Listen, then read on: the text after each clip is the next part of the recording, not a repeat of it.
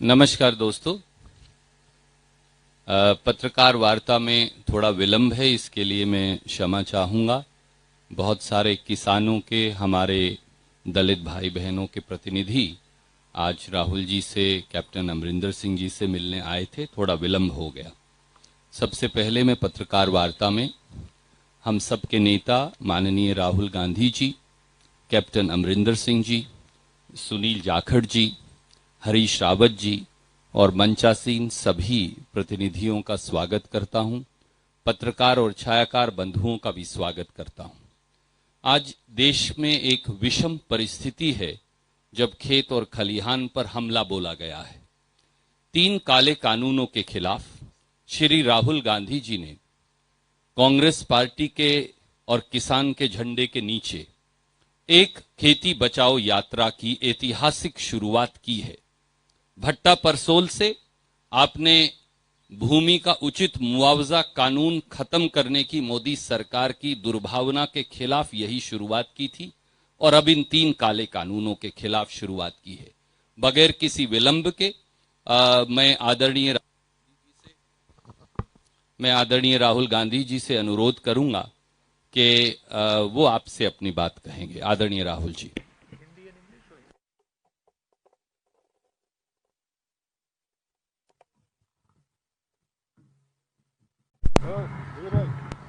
धन्यवाद रणदीप जी, अमरिंदर सिंह जी, झाकड़ जी, प्रनीत कौर जी, कांग्रेस पार्टी के हमारे सीनियर नेता हरीश रावत जी, प्रेस के हमारे मित्रों, आप सबका यहाँ बहुत बहुत स्वागत।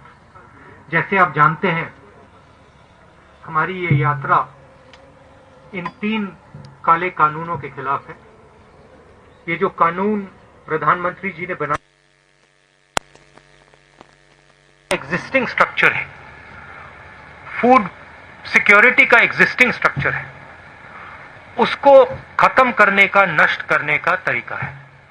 जैसे पहले भाइयों और बहनों नरेंद्र मोदी जी ने नोटबंदी की, उसके बाद जीएसटी की और कोरोना के समय उन्होंने किसानों को, मजदूरों को, छोटे बिजनेसेस की कोई मदद नहीं की, उसी प्रकार ये भी किसानों पर आक्रमण है और इस आक्रमण को हम रोकेंगे। इन कानून के खिलाफ हम लड़ेंगे। पंजाब को इससे सबसे ज्यादा इफेक्ट होता है, हरियाणा और पंजाब। और अगर एमएसपी जाएगी, अगर ये एग्जिस्टिंग जो स्ट्रक्चर है अगर ये टूटेगा, तो पंजाब को भविष्य में रास्ता नहीं मिलेगा। तो हम एक प्रकार से पंजाब की, हरियाणा की, उत्तर प्रदेश की, राजस्थान के किसानों की और इसके लोगों की रक्षा कर रहे हैं। अब आप सवाल पूछिए। If you raise hands, I'll go one by one. We'll go with you, Anand ji. Just wait for the mic. You raise hands, I'll note down, and then we'll do it in an orderly fashion. Rahul ji, you are on the खेती बचाओ mission, but before this आप Beti Bachao mission में थे, हाथरस जा रहे थे। हमारे सामने हमने देखा था पुलिस ने कैसे आपको धक्का दिया। उसके बाद प्रियंका जी के साथ हाथापाई हुई। करीब 500 कांग्रेस वर्कर्स के खिलाफ एफआईआर हो गई है, जर्नलिस्ट पे भी एफआईआर हो रही है। योगी सरकार के इस रवैये पर क्या कहेंगे सर? पूरे देश को धकेला जा रहा है, मारा जा रहा है, पीटा जा रहा है। मुझे थोड़ा सा धक्का लग गया तो क्या बड़ी बात है, कोई फर्क नहीं पड़ता। It's not big deal. हमारा काम है देश की जनता की रक्षा करना, देश के किसानों के साथ खड़ा होना हमारा काम है। ऐसी सरकार है, अगर हम खड़े होंगे धक्का लगेगा, लाठी लगेगी, ठीक, खा लेंगे लाठी, धक्का खा लेंगे, क्या है। Thank you sir. मैं आपसे एक अनुरोध जो धक्का, जो असली धक्का लगा, धक्का छोड़िए, जो अनइमेजिनेबल उस परिवार को लगा। आप सोचिए, आपकी बेटी है, you have a son, you don't have a daughter, so maybe you will not understand this. People who have daughters will understand it. You might not understand the rape aspect, because that is something that Indian women have to deal with. You will certainly understand the murder aspect. Suppose someone killed your son, and then when you went for justice, they locked you up in your house, and then the DM came to your house and kicked you and threatened you and told you that if you open your mouth, the entire state of Uttar Pradesh will sort you out, and then told you, don't worry, all these protesters, they will go away, Rahul Gandhi will go away, but we will be here. Now you get a feeling, get a sense of how you would feel. That is how that family felt. That is why I went there, because I wanted that family to know that they are not alone.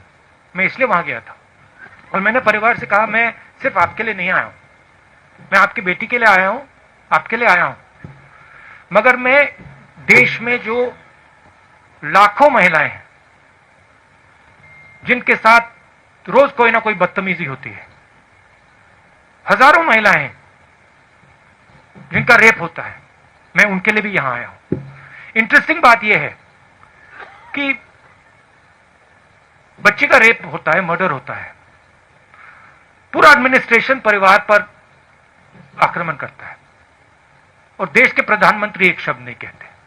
Interesting बात है। Thank you sir. May I make one request, आप कोई भी प्रश्न पूछ सकते हैं, स्वागत है, क्योंकि राहुल जी ने सुओमोटो में 3 किसान बिलों की आपसे चर्चा की है। पहले उससे जुड़े सवाल ले लें और फिर कोई और प्रश्न हो तो वो लेंगे। Raman ji from News 24। Sir, I have noted down, I am going to come to everyone. Sir, जो किसान के 3 अध्यादेश के बारे में आप लगातार जिक्र करते हैं कि इसको केंद्र सरकार ने बिना किसानों से सलाह मशविरा किए, बिना पॉलिटिकल पार्टीज को कॉन्फिडेंस में लिए पास करवा दिया। अब चूंकि पंजाब में, हरियाणा के कुछ भागों में भी आंदोलन हो रहा है, लेकिन नरेंद्र मोदी या उनकी सरकार के लोग हमेशा इसका मजाक उड़ाते हैं। वो कहते हैं कि राहुल गांधी ट्रैक्टर यात्रा कर रहे हैं, लेकिन ट्रैक्टर पर गद्दा लगा कर यात्रा कर रहे हैं। वो किसानों की क्या बात करेंगे? और अगर वाकई किसान परेशान है देश के दूसरे हिस्सों में, वहां कोई बात क्यों नहीं करता, वहां कोई आंदोलन क्यों नहीं हो रहा? देखिए, बात क्या है, पहले आपने स्मॉल एंड मीडियम बिजनेस पे आक्रमण किया, उनको आपने खत्म कर दिया। फिर आपने जीएसटी, कोविड के समय आपने अपने 2-3 मित्रों की मदद की, लाखों करोड़ रुपए आपने उनका माफ कर दिया। मजदूर घर पैदल जा रहे थे हजारों किलोमीटर, पानी नहीं था, भोजन नहीं था, आपने एक शब्द नहीं बोला, उनको आपने वार्निंग ही नहीं दी, एक दिन वार्निंग नहीं दी। कमरे में बैठे आपने कहा लॉकडाउन होगा, लॉकडाउन कर दिया, मर गए वो। 100-200 लोग वैसे ही मर गए। आपने जो देश की रीढ़ की हड्डी है,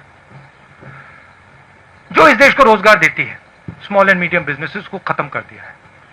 ये देश, और आप देखना, मैंने फरवरी में कोरोना की बात की थी, उन्होंने कहा राहुल गांधी मजाक कर रहे हैं। अब देखिए, समझ किसको है किसको नहीं है। एक व्यक्ति आपको कह रहा है, फरवरी में कह रहा है कि कोरोना से हिंदुस्तान की इकोनॉमी, हिंदुस्तान के लोगों पर बहुत जबरदस्त चोट लगने वाली है, और दूसरा व्यक्ति कह रहा है 22 दिन में ये लड़ाई जीती जाएगी। समझ किसको है ये तो आपको जज करना है, मैं तो नहीं कहूंगा। एक व्यक्ति कहता है 22 दिन में लड़ाई खत्म हो जाएगी, उसको यह भी नहीं मालूम कि कोरोना है क्या, देश क्या है, कैसे चलता है। उस टाइम भी मेरा मजाक उड़ा रहे थे, और अब मैं आपको बता रहा हूं, और आप लिख के ले लीजिए, आज भी मजाक उड़ाएंगे, मगर 6 महीने बाद याद रखना जो मैं आज कह रहा हूं। 2 चीजें आपसे कहूंगा। पहली बात, यह देश अपने युवाओं को रोजगार नहीं दे पाएगा। नरेंद्र मोदी ने ढांचा तोड़ दिया है। अब नरेंद्र मोदी खेती के ढांचे को तोड़ने जा रहा है।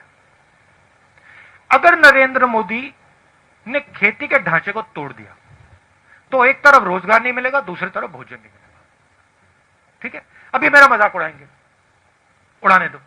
6 महीने बाद, जैसे आज मैं फरवरी की बात कर रहा हूं, 6 महीने बाद आप देख लेना। ठीक है, ये सिस्टम है, ये फूड सिक्योरिटी का सिस्टम है। एमएसपी है, फूड डिस्ट्रीब्यूशन सिस्टम है, प्रोक्योरमेंट सिस्टम है, मंडियां हैं। ये एक प्रकार से किसान का फूड सिक्योरिटी का एक किला है, ये प्रोटेक्ट करता है। किले में कमियां हैं, मैं ये नहीं कह रहा हूं कमियां नहीं, कम मंडियां हैं, करप्शन है, इंफ्रास्ट्रक्चर बेहतर होना चाहिए। मगर किले को अगर आपने तोड़ दिया तो किसान बच नहीं सकता। अब नरेंद्र मोदी किले को क्यों तोड़ रहे हैं? नरेंद्र मोदी ने जीएसटी क्यों की? नरेंद्र मोदी ने डिमोनेटाइजेशन क्यों किया? नरेंद्र मोदी जी ने कोरोना के समय गरीबों की मदद क्यों नहीं की? 2 नाम दे सकता हूं आपको, अंबानी, अदानी। ये ट्रायंगुलर ग्रुप है, अदानी, मोदी, अंबानी। और नरेंद्र मोदी का काम रास्ता साफ करने का है। उनको ऑर्डर दिया गया है कि स्मॉल एंड मीडियम बिजनेसेस को खत्म करो, किसानों को खत्म करो, मजदूरों को खत्म करो और हमारे लिए रास्ता खोलो। अब मजाक कौन कर रहा है ये आपको डिसाइड करना है। Raman ji, I'll come back to you. We have to. I'll come back to you. We'll give you a second एक question. सेकंड, क्या भाई?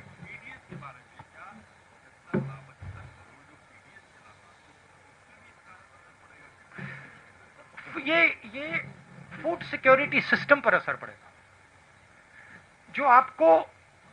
जब आप अनाज खरीदते हो मार्केट में, आप खरीदते हो, जो आपको प्राइस मिलती है वो प्राइस आपको इसलिए मिलती है क्योंकि ये स्ट्रक्चर है। जब गरीब व्यक्ति को राशन दिया जाता है, वो राशन इसलिए दिया जाता है क्योंकि ये स्ट्रक्चर है। अगर आप स्ट्रक्चर को ही तोड़ देंगे तो आने वाले समय में आपसे भी ज्यादा पैसा लिया जाएगा। सिर्फ देखिए, लोगों ने कहा हां ठीक है, जीएसटी कर दी तो हमारा क्या नुकसान है? स्मॉल मीडियम बिजनेसेस को नुकसान होगा, मगर जो कंज्यूमर है उसको क्या नुकसान होगा? बट नुकसान होगा, क्योंकि जब वो कोलैप्स करेगा आप कोलैप्स करोगे। तो हिंदुस्तान में सब चीजें कनेक्टेड है, और अगर आप एक चीज को छुओगे तो दूसरी चीज पे इफेक्ट पड़ेगा। मैं दूसरा उदाहरण देता हूं। नरेंद्र मोदी जी ने कहा हिंदुस्तान की जमीन किसी ने नहीं ली, सुना होगा आपने। ऑपोजिशन लीडर्स को कहा हिंदुस्तान की जमीन किसी ने नहीं ली। 1200 स्क्वायर किलोमीटर चाइना ने हमारी जमीन ले रखी है। कैसे ली? क्योंकि चाइना को मालूम है कि यह व्यक्ति जो ऊपर बैठा है यह सिर्फ अपनी इमेज की रक्षा करता है। यह अपनी इमेज बचाने के लिए 1200 स्क्वायर किलोमीटर जमीन हमें दे देगा।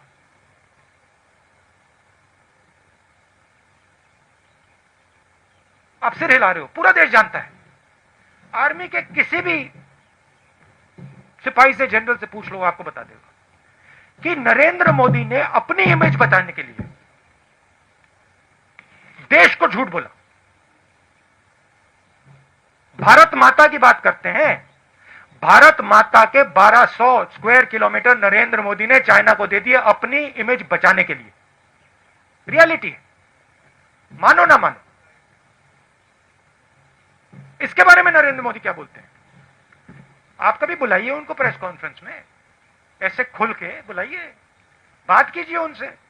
वो आपसे इतना डरते क्यों है? Thank you. I'll come to you, Bhai Sahab. Can we have Ramandeep from Punjab Kesari Jagbani? I'll come back. मैं बताता हूं वो क्यों डरते हैं आपसे। मैंने बात सोची, रीजन एक ही है। चाइना से भी वो इस कारण डरते हैं और आपसे भी इस कारण डरते हैं। वो सोचते हैं चाइना हमारी इमेज खराब कर देगा, वो सोचते हैं ये जर्नलिस्ट हमारी इमेज खराब कर देंगे। नरेंद्र मोदी जी को सिर्फ अपनी इमेज में इंटरेस्ट है। टनल में जाएंगे, अकेले जाएंगे, वेविंग हो जाएगी, मीडिया पे पूरी मोनोपोली है, सोचते हैं कि भैया मीडिया दिखाएगा मुझे टनल में। तो उनको सिर्फ अपनी इमेज से ऑब्सेशन है। जो भारत में हो रहा है उससे कुछ लेना देना नहीं। मेरी फीलिंग है कि शायद नरेंद्र मोदी ये जो 3 कानून है इनको समझते ही नहीं, मेरी असेसमेंट है। राहुल जी, आप लगातार कह रहे हैं कि जीएसटी, लॉकडाउन और नोटबंदी ये गवर्नमेंट का फेलर है, but on the opposite side BJP का कहना है कि ये हमारी अचीवमेंट है। वो दूसरी बार जीतने का भी हवाला देते हैं कि इसके बावजूद हमने इलेक्शन जीती। तो ये नजरिया अलग अलग क्यों है? और आपके अच्छा बताइए, जो चाइना को 1200 किलोमीटर दिया है, ये भी इनका अचीवमेंट है क्या?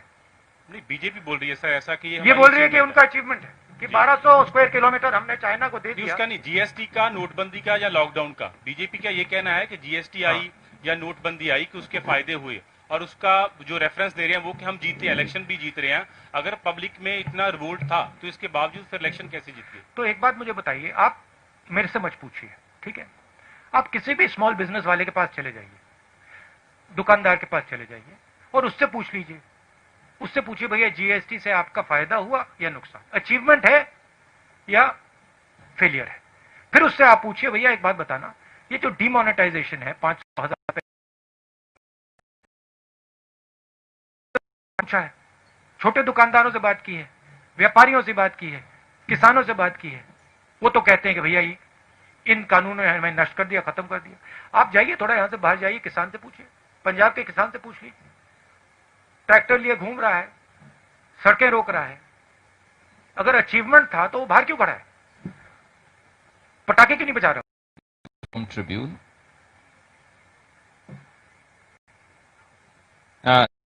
let her pass the mic to you. Hello. Yeah. Rahul ji, there is a general perception across the country that an opposition with the Congress and other stakeholders is not as strong, and the BJP is able,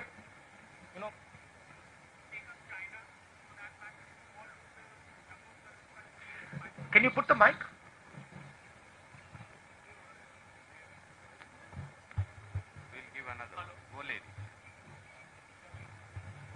Hello.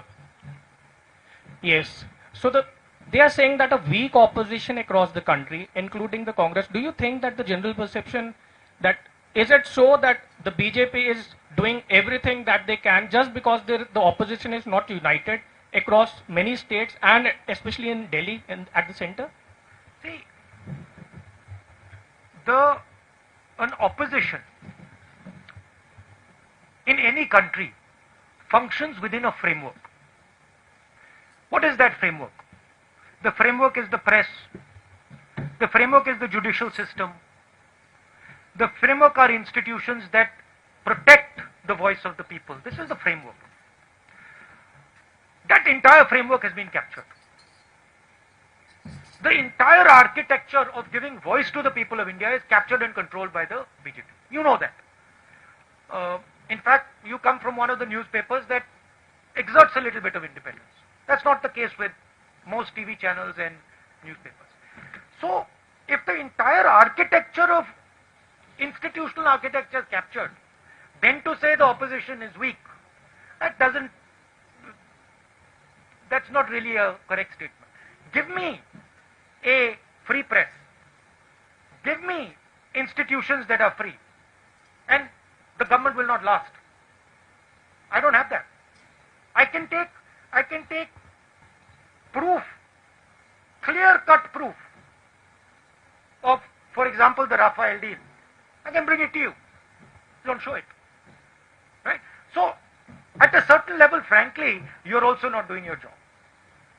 And it's okay for you to blame the opposition and say, well, the opposition is weak. But, my friend, you're also walking into slavery. Right? You're also walking into a place where you will become very uncomfortable. I'm fighting for it. You in your own way, I'm sure, are also fighting for it. But it is a bigger thing that has happened. Today, I mean, it's quite amazing. I don't think there is any other country in the world today where another country can occupy 1200 square kilometers of its land and the media says nothing. Then I don't think there's any other country. I mean, I'm thinking about it. I think even in, the weakest country, they will make a noise. India, they don't make a noise. The whole thing's captured. I went to Uttar Pradesh. Girl is raped. Neck is broken. Administration is attacking her. Administration is attacking the family. It's amazing. It is the result of a complete capture of the soul of this country. And it's a forcible capture. If it was captured with affection, I would be the first to stand by it. But it's a forcible capture. That's what we are fighting. And you will see, this fight will become more and more aggressive. Thank you, Arun Singh ji.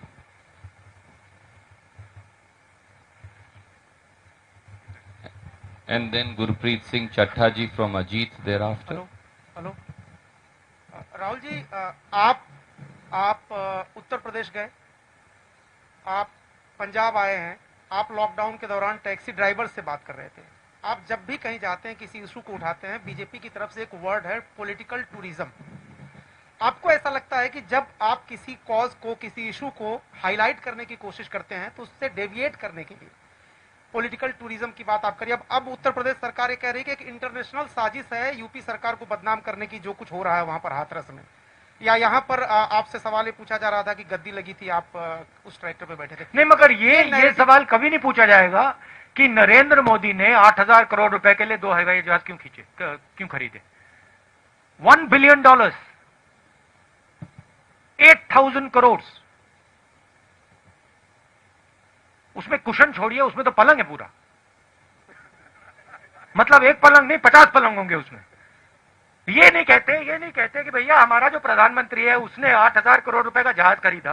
क्यों? क्योंकि उसके मित्र Trump के पास जहाज है 8,000 करोड़ का, तो उसे भी चाहिए। ये नहीं कहते। ये कहते भैया राहुल गांधी, अमरिंदर सिंह जी गए, ट्रैक्टर पे बैठे थे, किसी ने कुशन लगा दिया।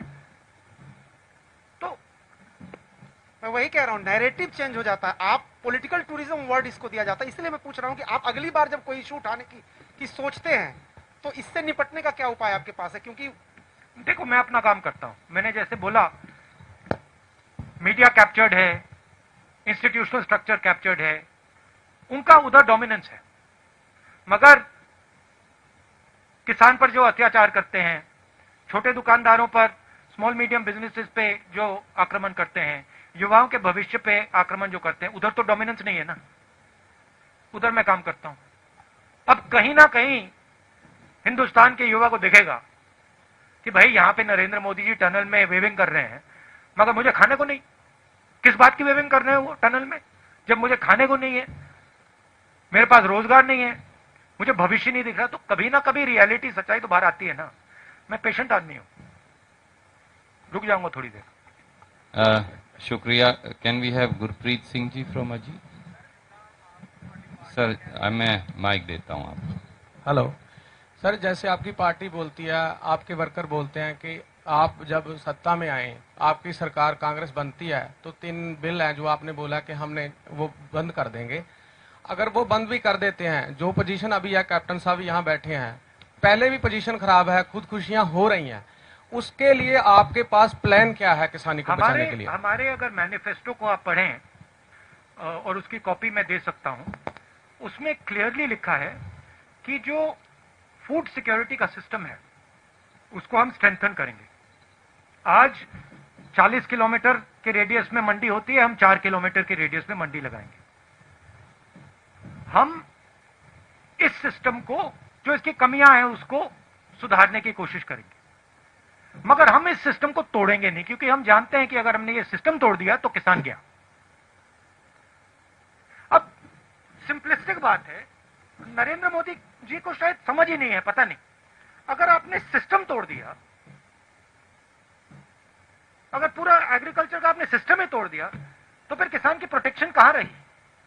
तो हमारी जो फिलॉसफी थी कि हम जानते हैं कि मंडियों में कमी है, हम जानते हैं कि वहां पे करप्शन है, बट हम इस सिस्टम को रिफॉर्म करना चाहते हैं। वो कॉम्प्लिकेटेड मामला है, आसान मामला नहीं है। नरेंद्र मोदी जी जो सच्चा चैलेंज है उसको एक्सेप्ट नहीं करना चाहते। नरेंद्र मोदी कहते भैया इसको तो मैं उड़ा देता हूं। अब black money is a difficult challenge. Narendra Modi उस चैलेंज को एक्सेप्ट नहीं करना चाहते, कहते मैंने नोटबंदी कर दी, खत्म हो गया, क्या लगा। तो बहाना है। अमरिंदर सिंह जी अभी बैठे हैं, अभी हमने मीटिंग की अंदर,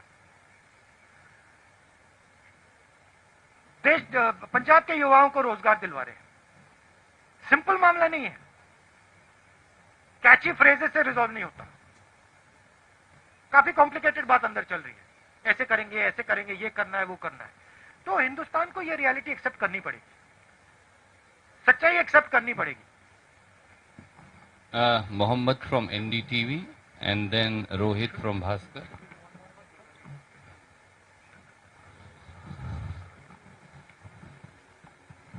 So you have been mentioning in your speeches that you will save the federal structure. You are fighting this for saving the federal structure. In 1970s, the Punjabi Suba movement in Punjab was also for strengthening the federal structure, and it was crushed, and partly it is blamed on Congress party also. So why Punjab and Punjabis should trust you on this? Punjabi should see my actions, right? And I can tell you, if you look at my political career, you can see my actions. Don't just look at my words. I came to Punjab, and I've learnt a lot from the Punjabi people. In fact, if you were to ask me, you have given me more than I have given you. So I have in a sense, a debt to you. Karz hai. So in my mind, I believe that the people of this state, they have a particular spirit. That spirit has taught me quite a lot. I'll tell you a small story. I remember, and this has never left my sister or my mind, ever. It will never leave. I remember when in 1977, my grandmother lost the election. There was no one in our house. Nobody. But there were Sikhs in my house.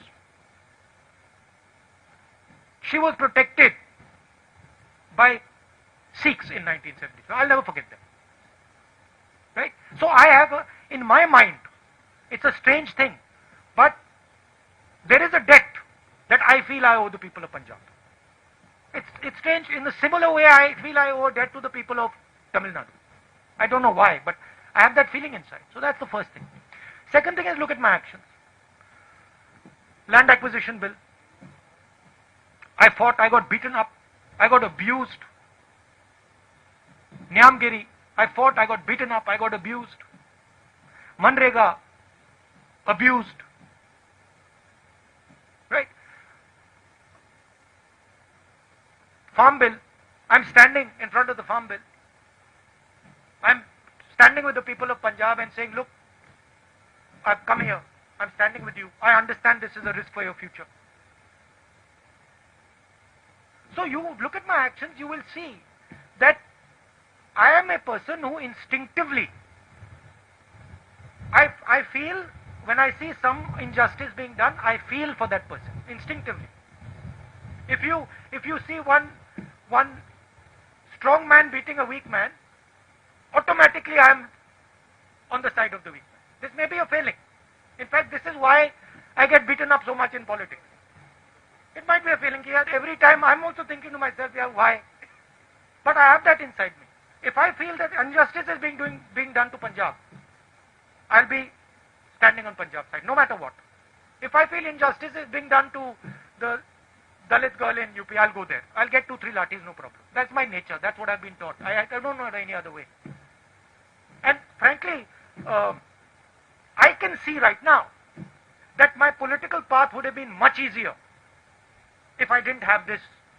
अगर ये मेरे अंदर नहीं होता, but वो है, अब मैं उसको कैसे निकालूं? That's why people of Punjab should trust me. Thank you, sir. Rohit from Bhaskar.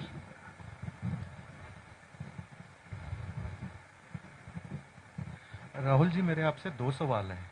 एक पहला सवाल है कि जो किसानों के 3 ये जो अध्यादेश आए हैं, इसमें 15 करोड़ किसान ही नहीं 75 करोड़ पीडीएस लाभार्थी भी प्रभावित होंगे। इस पे आपका क्या कहना है?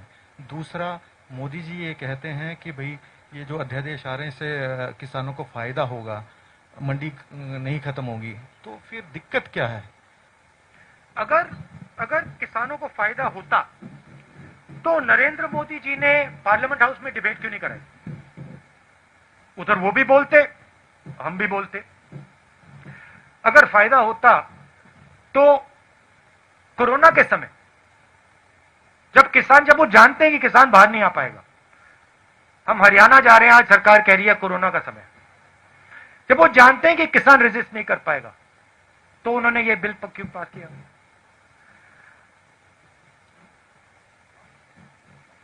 ऐसे प्रेस कॉन्फ्रेंस में बैठ के क्यों नहीं बोलते नरेंद्र मोदी जी कि ये किसानों के हक में है? पंजाब में आके क्यों नहीं बोलते? पंजाब के किसानों के साथ खड़े होकर क्यों नहीं बोलते?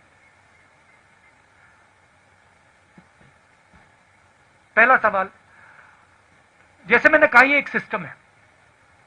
ये सिस्टम हिंदुस्तान का फूड सिक्योरिटी का सिस्टम है। इससे सिर्फ किसानों को नुकसान नहीं होगा, इससे कंज्यूमर का भी नुकसान होगा। एंड में किसान की जमीन जाएगी, उसको सही दाम नहीं मिलेगा। नरेंद्र मोदी जी कहते हैं मंडी की कोई जरूरत नहीं। हजारों मंडी है हिंदुस्तान में, मंडियों में वर्कर्स काम करते हैं, स्मॉल ट्रेडर्स हैं, किसान जाता है, लोडर्स होते हैं, लाखों में होंगे हिंदुस्तान में। उनका क्या होगा? अंबानी जी, अदानी जी ऑटोमेट कर देंगे, मशीनें लगा देंगे। ये जो लाखों लोग हैं जो आज एग्रीकल्चरल सिस्टम में काम करते हैं, इनका क्या होगा? ये सब गुलाम बनेंगे। तो ये रियलिटी है। Thank you sir. अब एक बात, आप सबका बहुत बहुत धन्यवाद।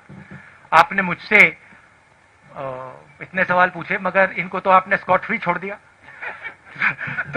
तो इनसे भी 2-3 सवाल पूछ लीजिए। आदरणीय अमरिंदर सिंह जी, विशाल भाई,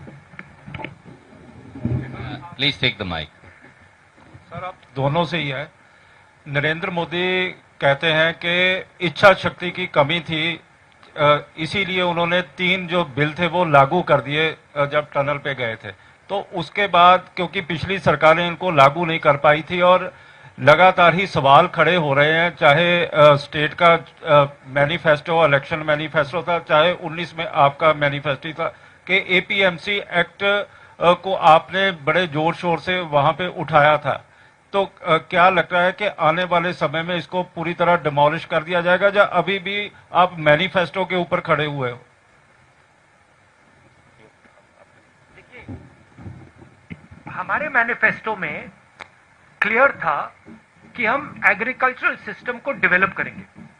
अगर आप 4 पॉइंट्स थे शायद, उसमें अगर आप पॉइंट्स देखें तो उसमें हमने कहा था हम फार्मर्स मार्केट डेवलप करेंगे। उसमें हमने कहा था कि हर 4 किलोमीटर हमें हम मंडी लगाएंगे।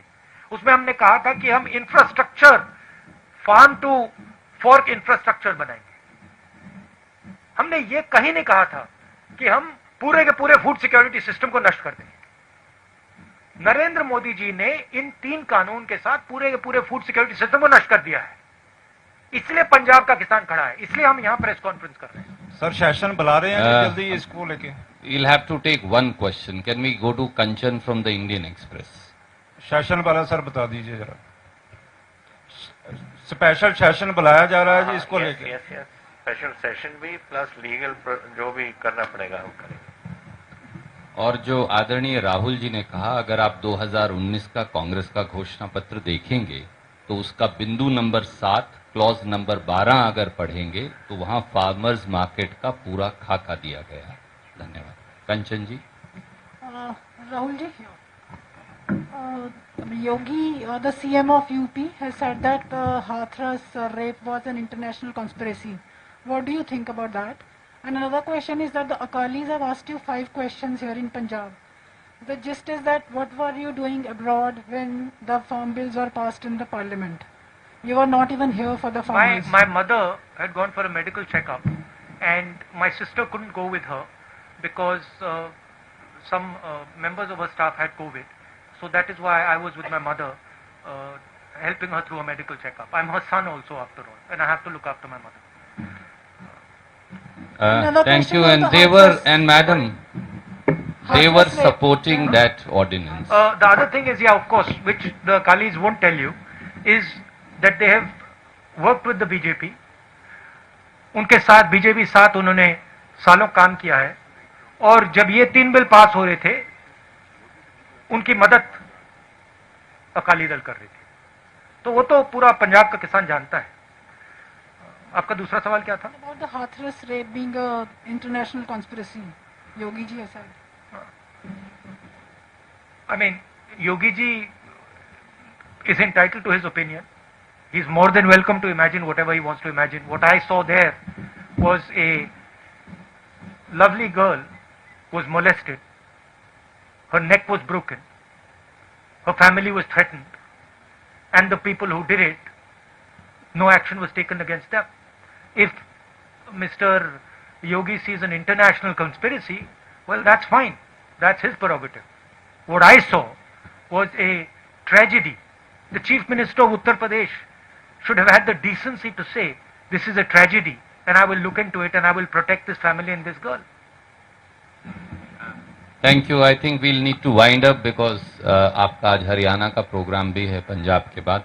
आप सबका बहुत बहुत शुक्रिया. मैं माफ़ी चाहूँगा बहुत सारे साथियों से आज हम सवाल नहीं ले पाए, पर they will be another time for Rahul ji will be back. Thank you very much. Now be the first to know about the latest updates on our new news app. Go on your Android or iOS, search for HW News Network. Download our app, choose the language you prefer to get updates in, and be up to date with the latest news. If you like this video, please share it, and we would love to hear your comments in the comments section down here. Also, please do like our Facebook page and follow us on Twitter to get minute-to-minute news updates. For more such shows and videos, well, subscribe to our YouTube channel.